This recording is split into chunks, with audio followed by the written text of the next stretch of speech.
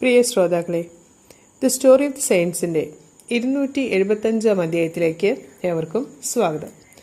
വിശുദ്ധ പീറ്റർ ക്ലാവറിന് ശേഷം ഈ ആഴ്ച വിശുദ്ധ നിക്കോളാസ് ടൊളന്റിനെ കുറിച്ചാണ് സംസാരിക്കുന്നത്. ഫെർമോ രൂപതയിലെ സാന്റ് ആഞ്ചലോയിലാണ് ഏതാണ്ട് 1245 വിശുദ്ധ നിക്കോളാസ് ടൊളന്റിനോ ജനിച്ചത്. വിശുദ്ധന്റെ മാതാവിന്റെ പ്രാർത്ഥനയുടെ ഫലമായിരുന്നു വിശുദ്ധ നിക്കോളാസ്. മധ്യവയസ്സായിട്ടും കുട്ടികൾ ഉണ്ടാകാതിരുന്നതിനെ തുടർന്ന് വിശുദ്ധന്റെ മാതാവ് തന്റെ ഭർത്താവിന്റെ കൂടെ ബാരിയിലെ വിശുദ്ധ നിക്കോളാസിനെ ദേവാലയത്തിലേക്കൊരു തീർത്ഥയാത്ര നടത്തി. ഒരു മകനു വേണ്ടി പ്രാർത്ഥിക്കുകയും ഒരു മകൻ ഉണ്ടാവുകയാണെങ്കിൽ അവനെ ദൈവസേവനത്തിന് സമർപ്പിക്കാമെന്ന് വാഗ്ദാനം ചെയ്യുകയും ചെയ്തു.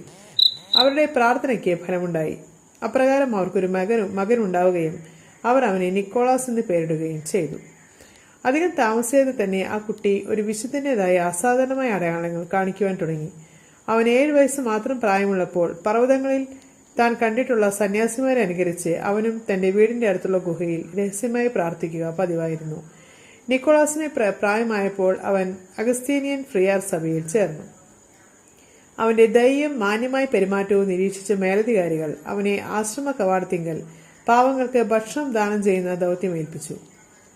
1271 വിശുദ്ധൻ പൗരോഹിത്യപട്ടം സ്വീകരിക്കുകയും വളരെയേറെ ഭക്തിയോടുകൂടി തന്റെ പ്രഥമ ദിവ്യബലി അർപ്പിക്കുകയും ചെയ്തു. അതിനുശേഷം എപ്പോഴൊക്കെ വിശുദ്ധൻ ദിവ്യബലി അർപ്പിക്കുന്നുവോ തന്റെ ജ്വലിക്കുന്ന സ്നേഹത്തിന്റെ അഗ്നിയിൽ തിളങ്ങുന്നതായി കാണപ്പെടാറുണ്ടായിരുന്നു. വിശുദ്ധന്റെ പ്രബോധനങ്ങളും ഉപദേശങ്ങളും വഴി നിരവധി പേർ കത്തോലിക്ക വിശ്വാസം സ്വീകരിക്കുകയുണ്ടായി.